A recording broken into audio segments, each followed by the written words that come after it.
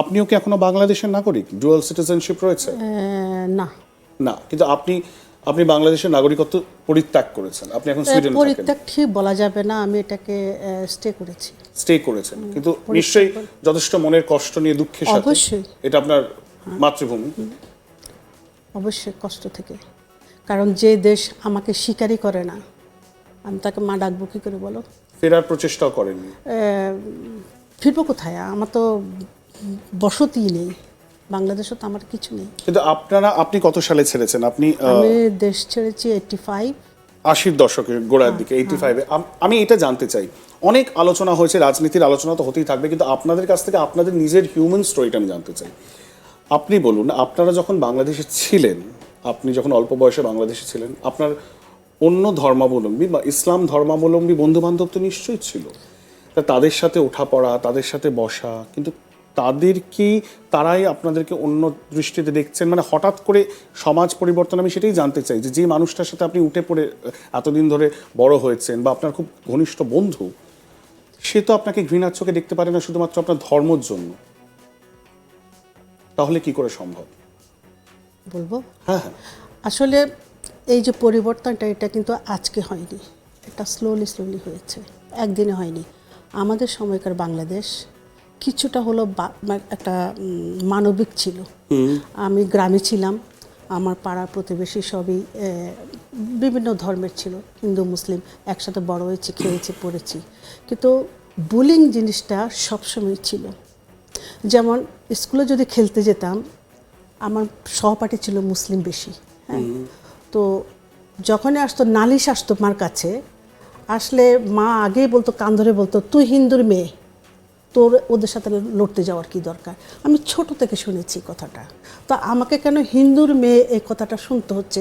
তার মানে আমার বাবা মা সামহাও এই কথাটা শুনে এসছে, এবং ওইটাই আমাকে মজ্জাগত হয়ে গেছে। হ্যাঁ, মজ্জাগত হয়ে গেছে, অস্তিত্বের তো আমার মেরুদণ্ড কিন্তু ওই ছোট থেকেই আমাকে ভেঙে দেওয়া হয়েছে।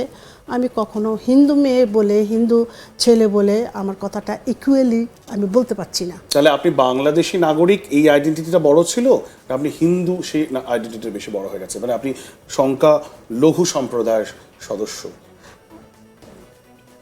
মুশকিল কথাটার, এটা কেমন করে হয়েছে আমি ঠিক বলতে পারবো না। অরুণবাবু?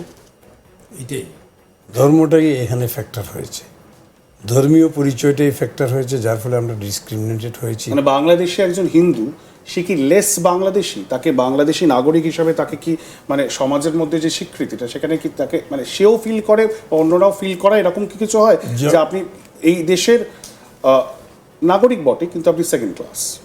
আমরা সবসময় সেকেন্ড ক্লাস হিসেবে ট্রিটেড হয়েছি, আর ইসলামটা যখন বসিয়ে দেওয়া হয়েছে তখন আর কিছুই নাই। না, সেটা আপনার, সেটা একটা পারসিকিউশন মেনিয়া হয়। সুতরাং একটা মাইনরিটি কমিউনিটিতে বিলং করলে, সেটা ভেতর থেকে, যেটা উনি বললেন, ওনার বাবা মা বলেছে যে তুমি হিন্দু হয়ে তুমি কেন লড়তে গেছো, সেটা একটা ভেতর থেকেও, কমিউনিটির মধ্যে থেকেও এরকম একটা আওয়াজ ওঠে, সেটা নাকি আপনি বলছেন বাইরে থেকে? আমি জানতে চাই যে যারা আপনার খুব ভালো সহোদর বন্ধু, ইসলাম সম্প্রদায়, তারা কি আপনাদেরকে অন্য চোখে দেখবে হঠাৎ করে বা এই পরিস্থিতিতে? এই যে দিদি বলল, ছোটবেলায় আমরা এরকম ছিল না, সম্প্রীতি মোটামুটি ছিল, কিন্তু যত দিন যাচ্ছে, বিশেষ করে বাংলাদেশে হওয়ার পরে এটা র্যাপিডলি ইসলামাইজেশনের দিকে যাচ্ছে। এটার জন্য প্রত্যেকটা সরকার দায়ী, এবং সবাই অ্যাপিজমেন্ট পলিসি করে রাজনীতি করেছে, ভোটের রাজনীতি, এইটাই করতে হয়েছে। বিগত সরকারও একই জিনিসই করেছে, যার এটা একদিনে হয় নাই, এটা কন্টিনিউয়াস হয়েছে, কন্টিনিউয়াস তারা এটা চেষ্টা করতেছে। আমাদের সমস্যা হলো সংখ্যা লঘু, যেহেতু সংখ্যা কম, যেন একটা গ্রামে 100টা বাড়ি যদি থাকে, হয়তো 10টা ঘর ছিল হিন্দু, এখন গিয়ে দেখবেন একটা আছে। এটা কিন্তু 47-এর পর থেকে কন্টিনিউয়াস। বাকিদের কি হলো? বাকিটা চলে গেছে। 50 million people missing since 1947, documented, is documented. Professor Abul Barakat, a teacher of Dhaka University, owner research document বলে 1963 থেকে প্রত্যেক দিন 613 জন লোক দেশ ত্যাগ করে। এই বিভিন্ন ধরনের অ্যাট্রোসিটিস হয়, বিভিন্ন ধরনের, এক এক জায়গায় এক এক ধরনের অ্যাট্রোসিটিস হয়, এর জন্য মানুষ চলে যাচ্ছে। আমরা যে আসছি, এইটাও একটা কারণ। আমি যে সরাসরি ভিকটিম হয়েছি তা না, আমরা ভিকটিম 71-এ আমাদের কিছুই ছিল না। আমরা যখন ফেরত আসছি, I was in refugee camp India. Indian red ক্রসে আমি ভলেন্টিয়ার করেছি 9 মাস। যেদিন স্বাধীন হয়েছে সেদিনই পরের দিন চলে আসছি, এসে দেখেছি বাড়িতে কিছুই নেই। এখানে যে বাড়ি ছিল এরকম কোনো চিহ্ন নাই। সেই স্ক্র্যাচ থেকে আমরা আবার শুরু করেছি। আমরা কিন্তু ইন্ডিয়াতে থাকি নাই, আমাদের দেশ, আমরা চলে আসছি। কিন্তু এরপরে দেখতে পেলাম যে আমরা এইভাবে স্বাধীন বাংলাদেশকে নিজের দেশ হিসেবে মেনে তো নিয়েছেন, মেনে নিয়েছি। সেটা তো আপনার মাতৃভূমি। ফেরত চলে আসলাম তো এই কারণেই। 9 মাস তো আমরা ছিলাম না, এসে কিছুই পাই নাই। তারপরে আমরা এসেছি, আবার জিরোর থেকে শুরু করেছি। তারপরে বাংলাদেশে পড়াশোনা করেছি, চাকরি করেছি। তারপর দেখলাম 73-তে আমি বুঝতে পেরেছি যে এটা আমাদের দেশ না। কেন, কি মনে হলো হঠাৎ? কারণ তাদের যে কথাবার্তা, মানে আপনি কোনো ভবিষ্যৎ দেখতে পেলেন না নিজের? 73-তে আমি বুঝেছি এটা আমার দেশ না, অনেস্টলি বলতেছি।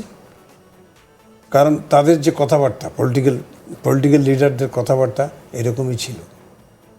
আমি নিজে ব্লাড দিয়েছি শহীদ মিনার তৈরি করার জন্য। ঢাকা বিশ্ববিদ্যালয়ের জগন্নাথলের শহীদ মিনার তৈরির পয়সা ছিল না।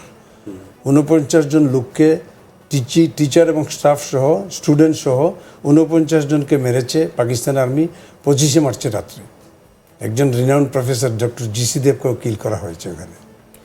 সেই 49 জনের শহীদ মিনার হবে, পয়সা ছিল না ঢাকা ইউনিভার্সিটির ফান্ডে, জগন্নাথলের ফান্ডেও পয়সা ছিল না। প্রভুষ ডেকে বলল যে তোমরা ফাইন্যান্সের ব্যবস্থা, তোমরা করো, ভলেন্টিয়ার করো। একজন প্রপোজ করলো আমরা ব্লাড বিক্রি করি।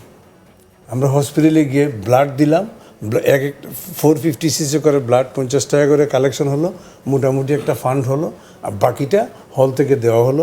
আজকে যে শহীদ মিনারটা ওখানে আছে সেটাতে আমার রক্ত আছে।